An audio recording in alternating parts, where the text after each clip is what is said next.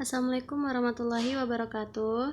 Perkenalkan, nama saya Andi Evi Setiawan dengan NIM 1931040042 dari jurusan Penjaskesrek kelas A angkatan 19. Di sini saya akan memaparkan materi saya, yaitu pengembangan olahraga rekreasi dan olahraga tradisional. Dosen saya yaitu Dr. Ahmad Adil MPD. Kita lanjut ke materi. Pengertian pendidikan jasmani.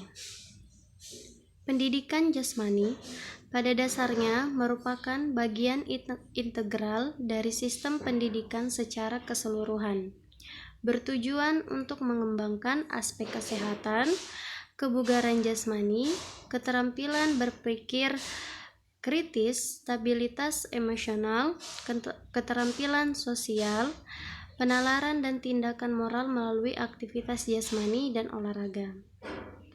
Pendidikan jasmani merupakan media untuk mendorong perkembangan keterampilan motorik, kemampuan fisik, pengetahuan, penalaran, penghayatan nilai, sikap, mental, emosional, spiritual, dan sosial, dan pembiasaan pola hidup sehat yang bermuara untuk merangsang pertumbuhan serta perkembangan yang seimbang.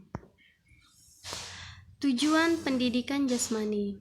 Yang pertama, mengembangkan keterampilan pengelolaan diri dalam upaya pengembangan dan pemeliharaan kebugaran jasmani serta pola hidup sehat melalui berbagai aktivitas jasmani dan olahraga yang terpilih. Kedua, meningkatkan pertumbuhan fisik dan pengembangan psikis yang lebih baik. Yang ketiga, meningkatkan kemampuan dan keterampilan gerak dasar. Yang keempat, meletakkan landasan karakter moral yang kuat melalui internalisasi nilai-nilai yang terkandung di dalam pendidikan jasmani, olahraga, dan kesehatan.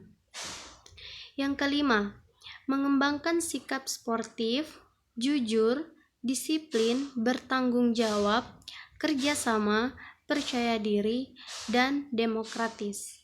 Yang keenam, mengembangkan keterampilan untuk menjaga keselamatan diri sendiri, orang lain, dan lingkungan. Yang ketujuh, memahami konsep aktivitas jasmani dan olahraga di lingkungan yang bersih sebagai informasi untuk mencapai pertumbuhan fisik yang sempurna, pola hidup sehat, dan kebugaran, keterampilan, serta memiliki sikap yang positif. Pendidikan rekreasi. Rekreasi berasal dari bahasa Latin, yaitu recreare, yang secara harfiah berarti membuat ulang. Adalah kegiatan yang dilakukan untuk penyelenggaran kembali jasmani dan rohani seseorang. Hal ini adalah sebuah aktivitas yang dilakukan seseorang selain pekerjaan. Kegiatan yang umum dilakukan untuk rekreasi adalah pariwisata, olahraga, permainan, dan hobi. Kegiatan rekreasi umumnya dilakukan pada akhir pekan. Secara umum, rekreasi dapat dibedakan dalam dua golongan besar, yaitu rekreasi pada tempat tertutup, indoor recreation, dan rekreasi di alam terbuka, outdoor recreation. Kamus Webster mendefinisikan rekreasi sebagai sarana untuk menyegarkan kembali atau hiburan, a means of refreshment or diversion. Rekreasi dapat dinikmati, menyenangkan, dan bisa pula tanpa membutuhkan biaya. Rekreasi memulihkan kondisi tubuh dan pikiran serta mengembalikan kesegaran. dari semua rekreasi memang pasti membuat pikiran kita tenang, dan kita juga jika kita stres, kita pasti butuh rekreasi, kita butuh refreshing. Ya dengan cara kita kemana, bisa di yang kayak tadi saya jelaskan, bisa di alam terbuka, bisa juga di ruangan. Intinya bagaimana cara kita untuk rekreasi yang baik, yang benar, sampai bisa membuat kita lebih otak kita lebih segar, lebih fresh otak kita. Pokoknya intinya hidup kita menjadi lebih baik dengan adanya rekreasi. Dan juga bukan rekreasi itu, kita juga bisa belajar dari rekreasi, kita bisa pelajari rekreasi. Misalnya kita pergi ke tempat alam yang terbuka, nah kita di situ bisa belajar ini tentang apa. Misalnya kita rekreasinya ke Candi Borobudur, sekalian kita refreshing, sekalian kita liburan, sekalian kita juga belajar. Di situ kita bisa melihat peninggalan budaya Indonesia seperti ini, dan di situ juga kita juga belajar dan juga bisa refreshing sekalian liburan. Lanjut, rekreasi adalah kegiatan atau pengalaman sukarela yang dilakukan seseorang di waktu luangnya yang memberikan kepuasan dan kenikmatan pribadi. Mayer, Brickbill, dan Sasemus berdasarkan peninjauan secara terminologi keilmuan, rekreasi berasal dari dua kata dasar, yaitu yaitu re dan kreasi, kreasi, yang secara keseluruhan berarti kembali menggunakan daya pikir untuk mencapai kesenangan atau kepuasan melalui suatu kegiatan. Kamus Webster mendefinisikan rekreasi sebagai sarana untuk menyegarkan kembali atau hiburan. Seperti yang aku bilang tadi, kita bisa rekreasi sekalian juga hiburan. Olahraga rekreasi adalah jenis kegiatan olahraga yang dilakukan pada waktu senggang atau waktu-waktu luang. Yang pertama, menurut Kusnadi, pengertian olahraga rekreasi adalah olahraga yang dilakukan untuk tujuan rekreasi. Yang kedua, menurut Haryono, olahraga rekreasi adalah kegiatan fisik yang dilakukan pada waktu senggang berdasarkan keinginan atau kehendak yang timbul karena memberi kepuasan atau kesenangan. Kalau menurut Haryono ini, itu dia yang timbul dari diri kita sendiri. Keinginan kita untuk berrekreasi, berliburan, itu timbul dari diri kita sendiri.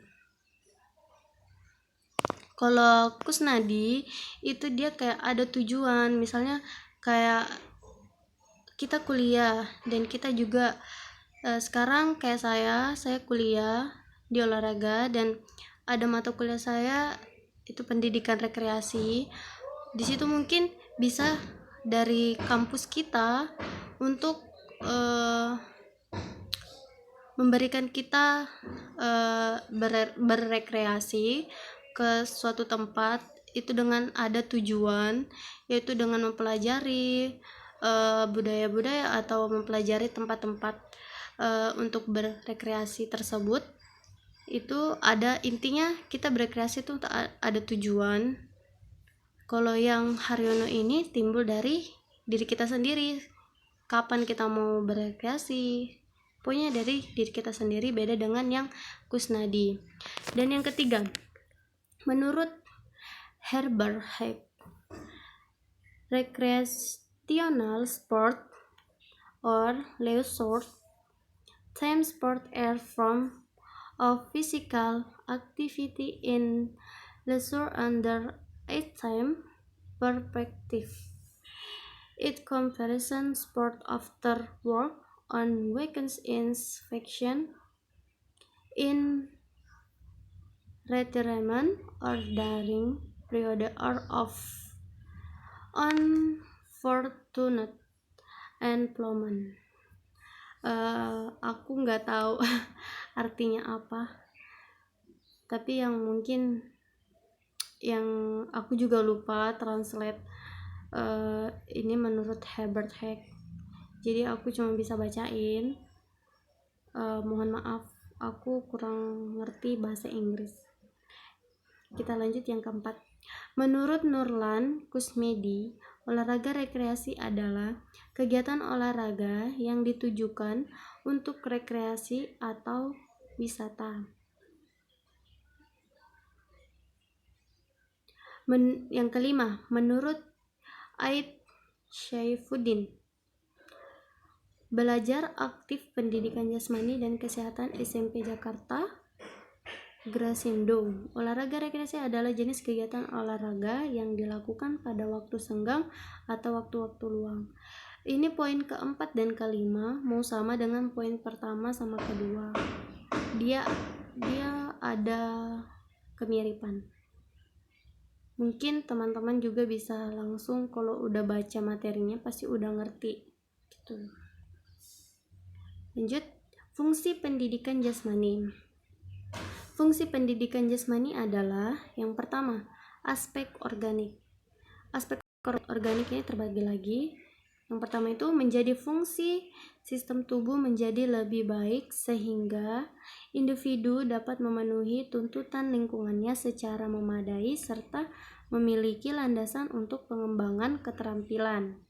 Yang kedua, meningkatkan kekuatan, yaitu jumlah tenaga maksimum yang dikeluarkan oleh otot atau kelompok otot. Yang ketiga, meningkatkan daya tahan, yaitu kemampuan otot untuk kelompok otot untuk menahan kerja dalam waktu yang lama. Yang keempat, meningkatkan daya tahan kardiovaskular, kapasitas individu untuk melakukan aktivitas yang berat secara terus-menerus dalam waktu relatif lama.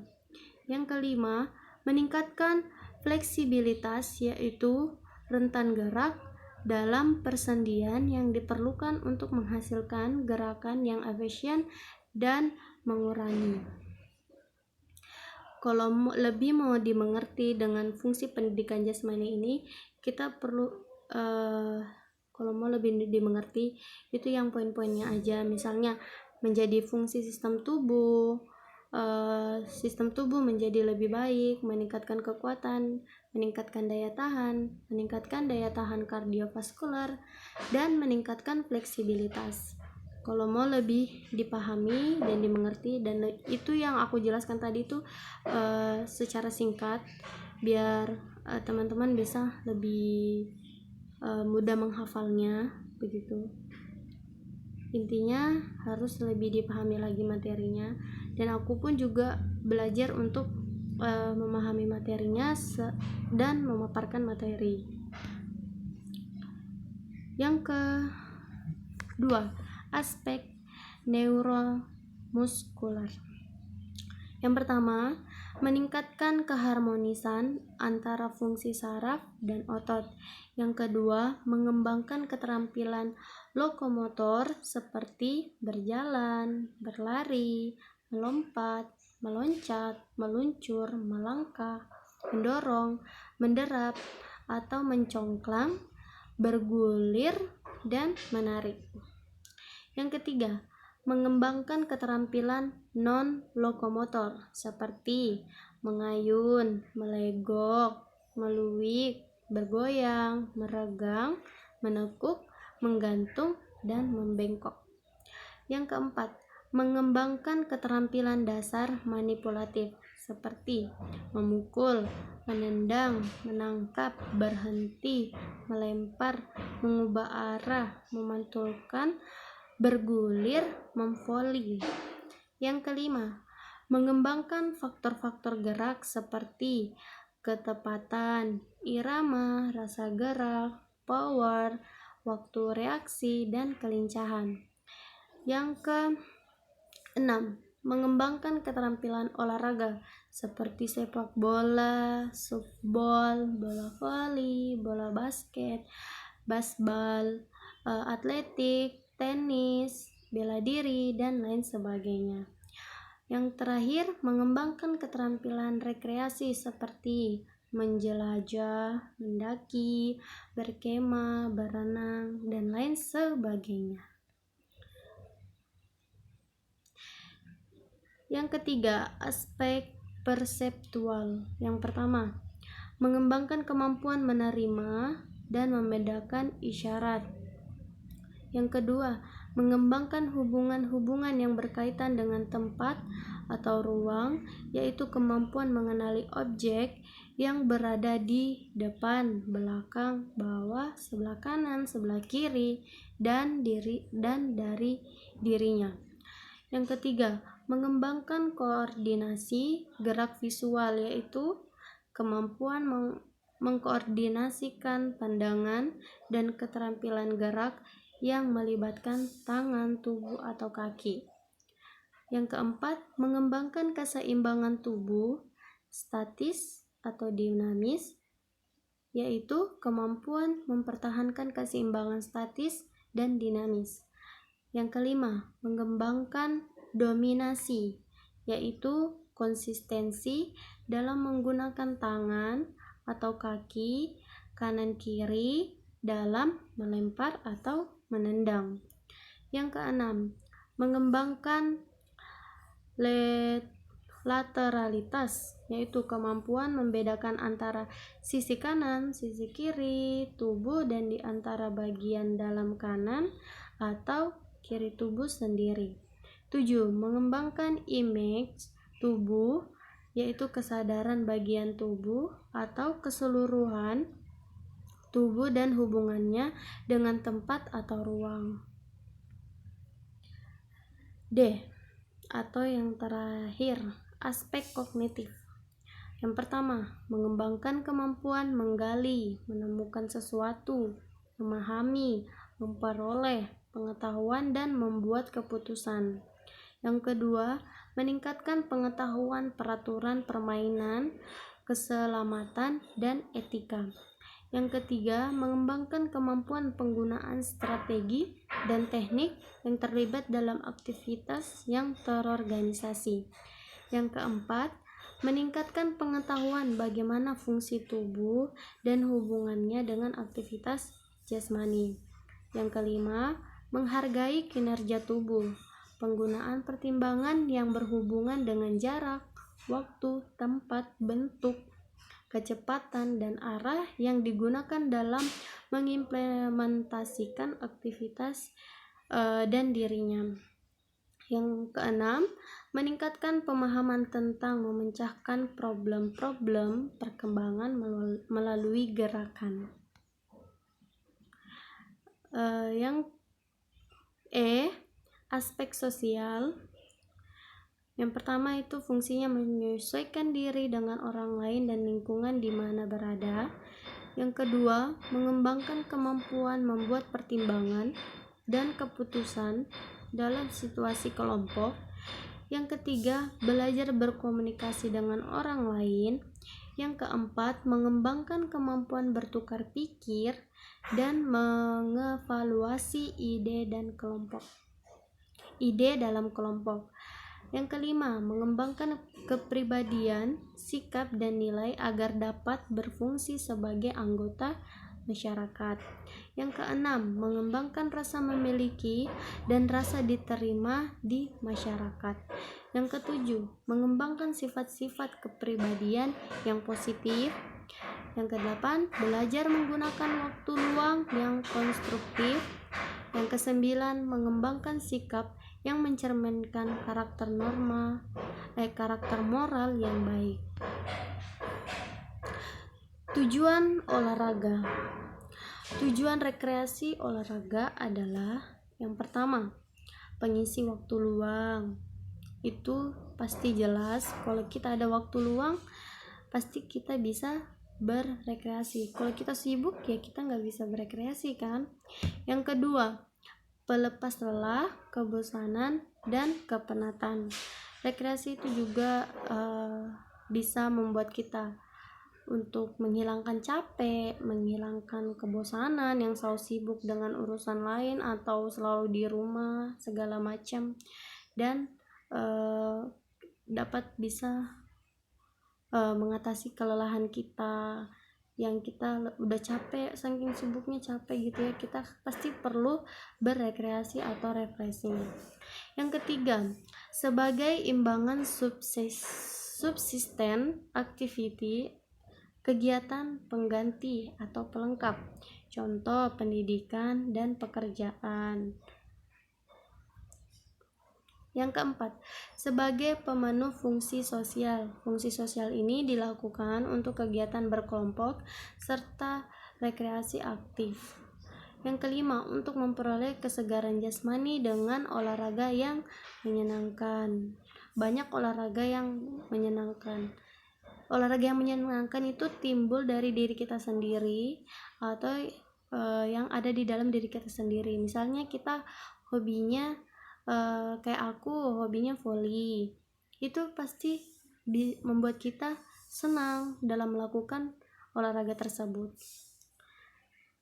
Nah, yang keenam, memperoleh kesenangan dengan cara berolahraga. Nah, dengan hobi kita sendiri, kita pasti senang untuk melakukan hobi kita itu, karena itu udah hobi tersebut udah ada dalam diri kita sendiri, jadi kita lakukan itu dengan hati yang senang gitu, dan membuat kita bangga dalam melakukan hal tersebut, bukan? Yang ketujuh, memperkenalkan olahraga, bahwa olahraga itu menyenangkan. Pasti olahraga itu sudah menyenangkan, membuat kita sehat, menjaga kekebalan tubuh kita juga, dan olahraga itu sangat penting buat diri kita. Jadi kita harus berolahraga. Biar kita, misalnya kita mager gitu ya olahraga, kita banyak cara yang bisa kita lakukan dalam berolahraga. Kayak jalan-jalan itu udah termasuk olahraga. Kalau kita malas keluar, kita juga bisa olahraga di dalam ruangan, di dalam kamar kita bisa olahraga. Misalnya kayak push up, sit up, back up, itu bisa dilakukan dalam ruangan kalau kita malas keluar begitu. Banyak sekali olahraga sekarang yang bisa kita lakukan gitu, tinggal dari diri kita sendiri dan dari niat kita sendiri bagaimana kita mau olahraga. Oke, intinya kita harus berolahraga karena olahraga itu sangat penting buat diri kita dan tubuh kita. Peranan rekreasi dalam kehidupan sosial. Menurut Krippendorff, kegiatan rekreasi merupakan salah satu kegiatan yang dibutuhkan oleh setiap manusia. Itu udah pasti, bukan? Olahraga itu udah sangat-sangat penting banget buat kita. Kegiatan tersebut ada yang diawali dengan mengadakan perjalanan ke suatu tempat, mengadakan perjalanan tersebut secara psikologis. Banyak olahraga di lapangan yang merasa jenuh dan ada beberapa kesibukan dan masalah sehingga mereka membutuhkan istirahat dari bekerja, tidur dengan nyaman, bersantai sehabis latihan, keseimbangan antara pengeluaran dan pendapatan, mempunyai teman bekerja yang baik, kebutuhan untuk hidup bebas, dan merasa aman dari resiko buruk. Melihat beberapa pernyataan di atas, maka rekreasi dapat disimpulkan sebagai suatu kegiatan yang dilakukan sebagai pengisi waktu luang untuk satu atau beberapa tujuan, di antaranya untuk kesenangan, kepuasan, penyegaran sikap dan mental yang dapat memulihkan kekuatan baik fisik maupun mental. Banyak nilai yang dapat diperoleh dari rekreasi dengan menggunakan dasar persekutuan. Ketegangan dapat dilepaskan dengan energi yang ada dapat digunakan dengan cara-cara yang berguna. Anak-anak dapat diajari bagaimana berolahraga dibangun dan ditingkatkan melalui rekreasi dalam berbagai kegiatan sehingga kemampuan individu dapat dibangun dan ditingkatkan melalui rekreasi. Anak-anak perlu belajar berelasi dengan orang lain di arena bermain sebagaimana di dalam kelas atau di rumah. Kreativitas dapat ditingkatkan dan dibangun dengan cara-cara baru. Untuk melakukannya dapat diperkenalkan. Salah satu manfaat penting dari rekreasi adalah dalam pembentukan karakter atau sifat. Telah dikatakan bahwa anak-anak belajar melalui bermain. Melalui suatu program rekreasi yang telah disusun dan direncanakan dengan baik, anak-anak dapat belajar untuk menikmati penggunaan waktu sebaik-baiknya. Tantangan pada pengajaran yang efektif dengan menggunakan latar alami amat tidak terbatas bagi para pemimpin dan para guru. Jadi kita itu harus memperkenalkan olahraga kepada anak-anak biar mereka tahu olahraga ini sangat penting, olahraga ini tujuannya untuk ini. Dan rekreasi itu sebenarnya bukan juga berolahraga, kita bisa juga kita juga bisa menyegarkan ke tempat lain, ke tempat wisata.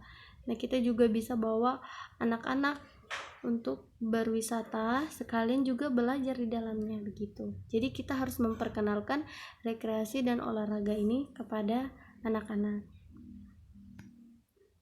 Secara lebih spesifik, peranan rekreasi dalam kehidupan sosial dapat diklasifikasikan sebagai berikut. Yang pertama, mengembangkan rasa menghargai dan mencintai lingkungan serta melestarikannya. Yang kedua, mengembangkan pengertian dan kemampuan serta pemahaman akan pentingnya menjaga keseimbangan lingkungan dan menggunakannya secara bijaksana. Yang ketiga, menggugah kesadaran manusia akan pentingnya membina hubungan timbal balik antara manusia dan lingkungannya, serta agar semakin mengenal sifat atau karakternya. Yang keempat, membantu mengembangkan secara positif tingkah laku serta hubungan sosial kepada individu. Yang keenam, membantu membuat pelajaran di kelas agar menjadi lebih berarti melalui pengalaman langsung di lapangan. Yang ketujuh, membuka peluang membangun kerjasama antar masyarakat sekolah dengan organisasi pelayanan rekreasi pada khususnya dan masyarakat pada umumnya. Yang kedelapan, menumbuhkan dan atau memperkuat rasa percaya diri dan harga diri yang merupakan pondasi yang kuat untuk menumbuhkan sel konsep. Yang kesembilan, mempererat persaudaraan dan tumbuhnya saling mendukung di antara anggota kelompok.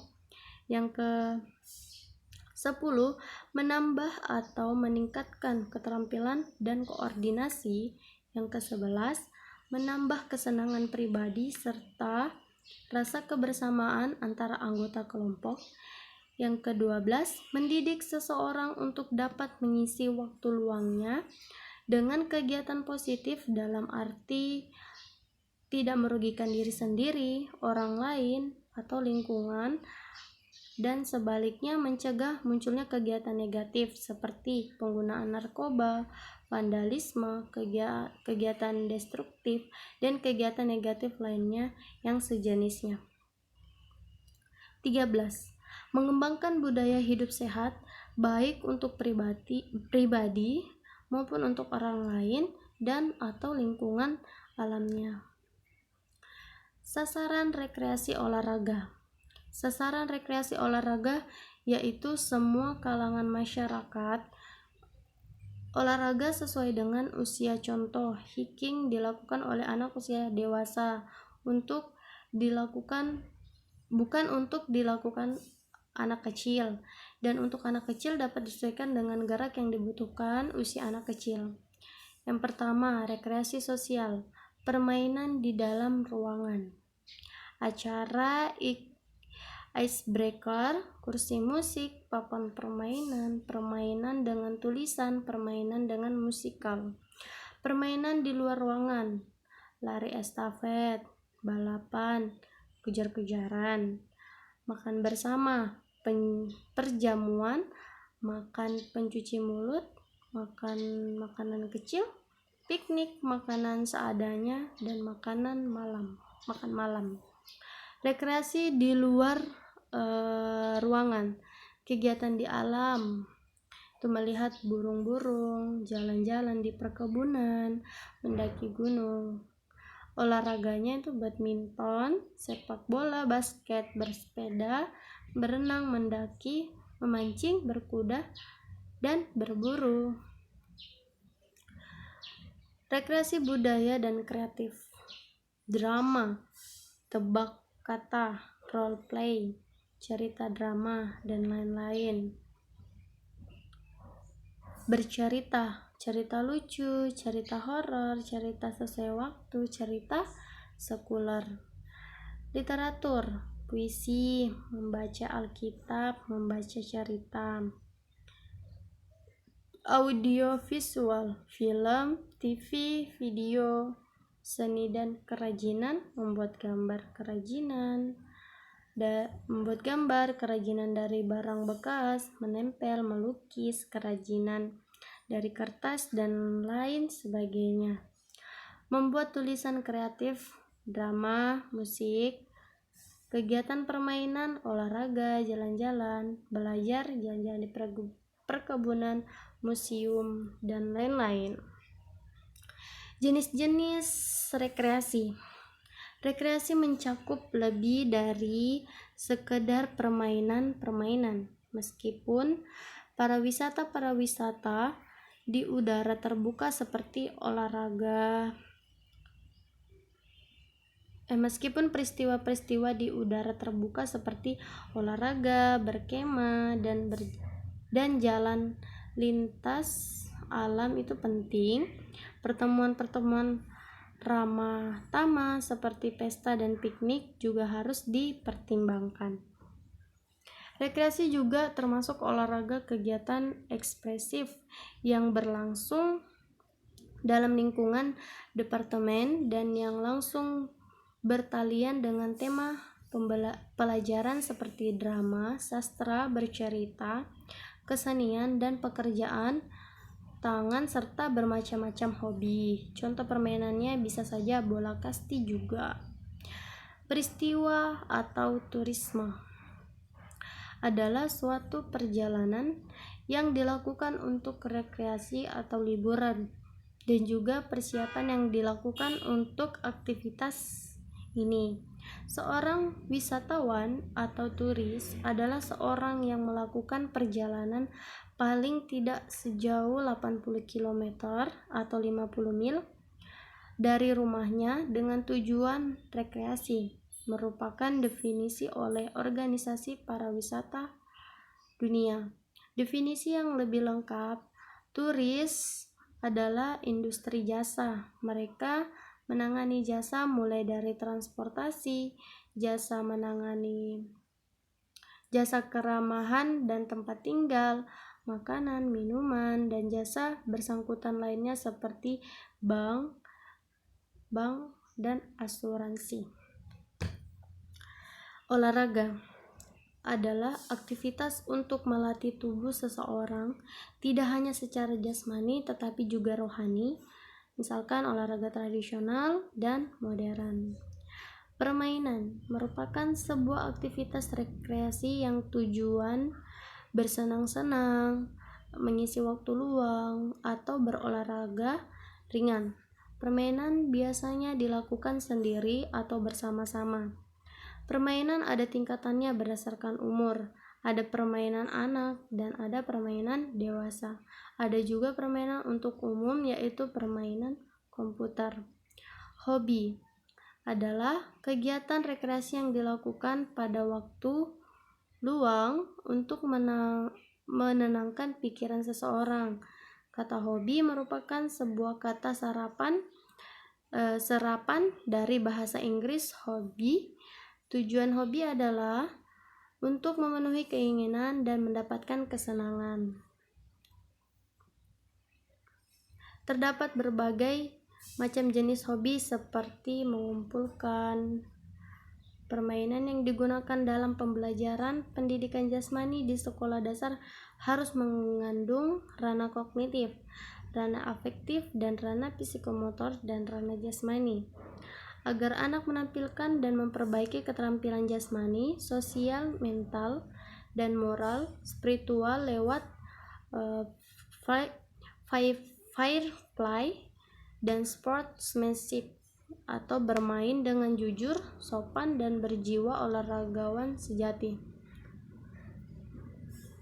Melalui pendidikan jasmani, olahraga, dan kesehatan, permainan tradisional dapat disajikan sebagai bahan pembelajaran pendidikan jasmani, karena setiap permainan tersebut harus terlebih dahulu dikaji nilai-nilai yang terkandung dalam permainan tersebut, seperti nilai pendidikan.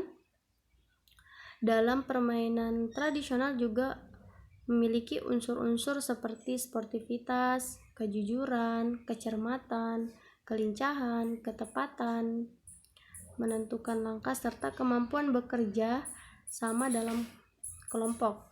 Mudah aturan permainannya, di samping juga pemain yang dapat melibatkan seluruh siswa di kelas yang bersangkutan, dan dalam permainan guru dapat mengontrol siswanya karena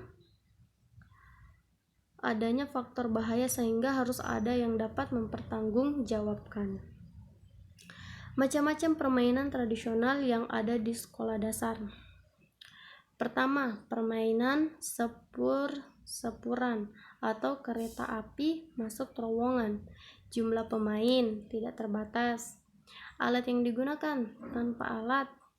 Tempat di halaman atau di lapangan. Aturan permainannya yaitu anak-anak dibariskan menjadi 3 syaf.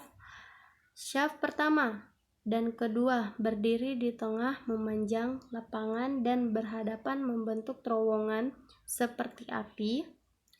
Caranya ialah saling berpegang tangan atau berpegang lengan atau tangan dalam keadaan lurus dan mendatar, sedangkan anak-anak pada syaf ketiga berpegangan satu dengan yang lain sehingga membentuk rangkaian kereta api.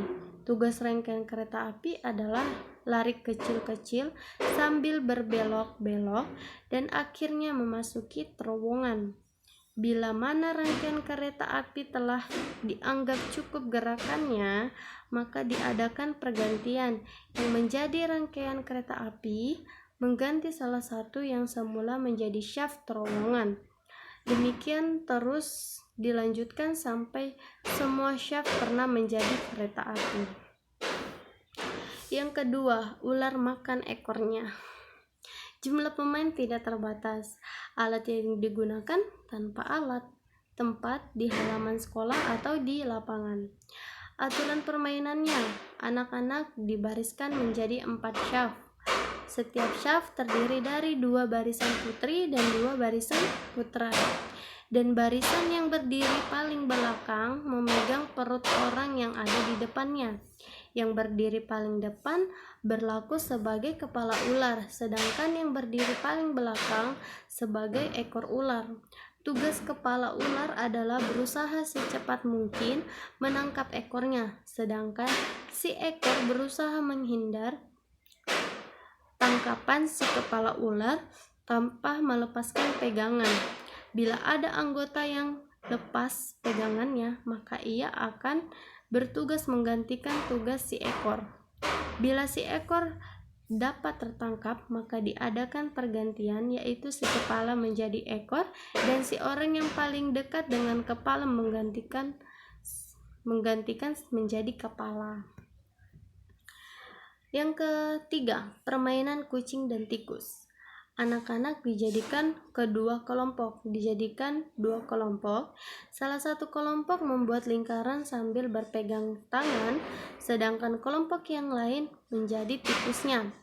Selanjutnya, ditentukan salah satu seorang untuk dijadikan kucingnya. Anak yang menjadi tikus berada di dalam lingkaran, sedangkan yang menjadi kucing berada di luar lingkaran. Kucing dan tikus bebas keluar dan masuk ke lingkaran apabila ada tanda mulai atau peluit maka segera mungkin kucing mengejar tikus, dan tikus berlari menghindar agar tidak tertangkap kucing. Apabila ada tikus tertangkap kucing, maka tikus yang tertangkap berubah menjadi kucing, dan kucing yang tertangkap menjadi tikus. Apabila keduanya sudah menjadi tikus dan kucing, maka mereka bergabung membentuk lingkaran, dan yang kelompok lingkaran melakukan hompimpa, dan kedua orang pertama yang melakukan hompimpa menang sweet, dan ditentukan siapa yang menjadi kucing dan tikus. Permainan ini mengandung unsur-unsur penjas, diantaranya kelincahan, daya tahan, kerjasama, koordinasi, dan disiplin. Yang keempat, untrakol atau menyusun pecahan genting atau kreweng. Permainan ini dapat dimainkan oleh anak laki-laki maupun perempuan atau gabungan antara anak laki-laki dan anak perempuan. Permainan ini pada umumnya dimainkan oleh anak-anak berumur 9-12 tahun, jadi tepat saat anak memasuki pendidikan sekolah dasar. Jumlah pemain berjumlah antara 3-5 orang atau per orang per kelompok.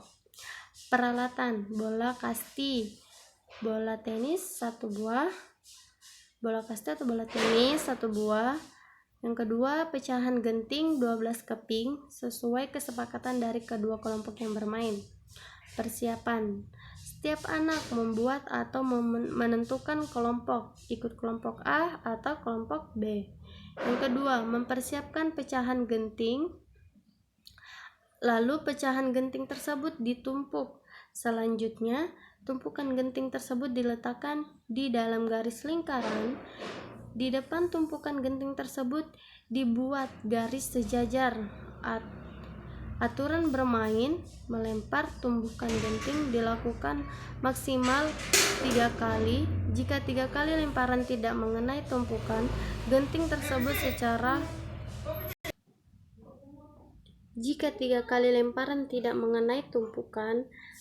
tersebut secara otomatis kelompok tersebut gugur.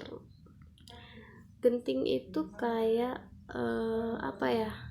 pecahan keramik gitu, itu nanti disusun, baru kayaknya itu dilempar pakai bola kasti. Cara bermain: salah satu anggota kelompok bermain maju menghadap garis, lalu melemparkan bola kasti ke arah tumpukan pecahan genting tersebut.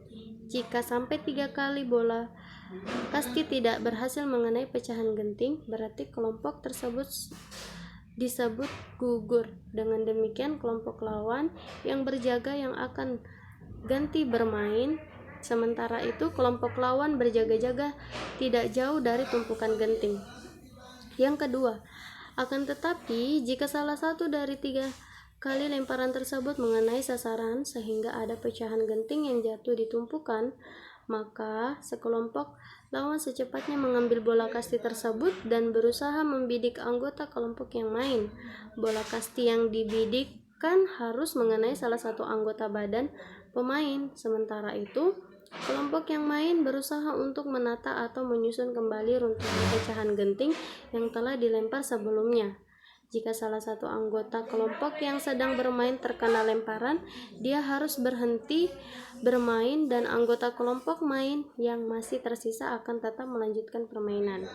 Jika anggota kelompok main sudah gugur semua sementara tumpukan pecahan genting belum tersusun seperti semula, maka kelompok tersebut langsung mati dan kelompok lawan yang berjaga berganti posisi menjadi kelompok yang main. Unsur-unsur penjas yang terdapat dalam permainan ini adalah kelentukan, kelenturan, daya tahan, kecepatan, ketepatan, dan reaksi. Bentengan. Mungkin semua sudah tahu permainan bentengan ini. Aku langsung saja kita masuk di gatrek. Permainan dimainkan oleh 2 orang atau 2 regu yang beranggotakan beberapa orang. Alat yang dimainkan adalah tongkat pemukul, terbuat dari kayu dan potongan kayu sepanjang 1/4 tongkat pemukul, yang biasa disebut anak gatrek. Anak gatrik diletakkan di lubang miring dan sempit dengan setengah panjangnya menyambung di permukaan tanah. Ujung anak gatrik dipukul dengan tongkat pemukul. Anak gatrik kembali dipukul sejauh-jauhnya ketika terlontar ke udara. Bila anak gatrik tertangkap lawan, pemain dinyatakan kalah. Bila tidak tertangkap, jarak antara lubang dan tempat jatuhnya dihitung untuk menentukan pemenangnya. Sondah. Permainan ini pada umumnya dimainkan oleh anak perempuan. Pola gambar berbentuk kotak-kotak berpalang dibuat di tanah. Setiap pemain memegang sepotong pecahan genteng, bukan genteng atap ya, atau batu pipi yang kemudian dilemparkan ke dalam kotak permainan. Pemain melompat dari kotak ke kotak berikutnya. Kotak yang berisi pecahan genting tidak boleh diinjak. Pemain dinyatakan kalah jika menginjak garis kotak atau bagian luar kotak. Pemain pertama disebut mi hiji, kedua mi dua, ketiga mi tilu, dan seterusnya. Itulah yang merupakan sebagian permainan dari sekian banyak permainan yang ada tempo dulu yang sekarang tidak kelihatan. Dan itu adalah materi yang saya paparkan. Semoga materi yang saya paparkan bermanfaat buat teman-teman semua. Dan saya mohon maaf jika ada kekurangan dalam saya memaparkan dalam isi materi saya. Saya mohon maaf karena saya juga belajar untuk menjelaskannya semampu saya, sepengetahuan saya, dan semoga teman-teman memaklumkan itu karena manusia itu tidak luput dari kesalahan. Dan itu saja yang bisa saya paparkan tentang materi saya. Sekali lagi saya mohon maaf, dan saya juga merasa saya juga mempunyai masih banyak kekurangan dan masih banyak kekurangan saya dalam menjelaskan atau memaparkan materi saya karena saya juga baru belajar. Dan itu saja yang bisa saya sampaikan. Sekian dan terima kasih. Wassalamualaikum warahmatullahi wabarakatuh.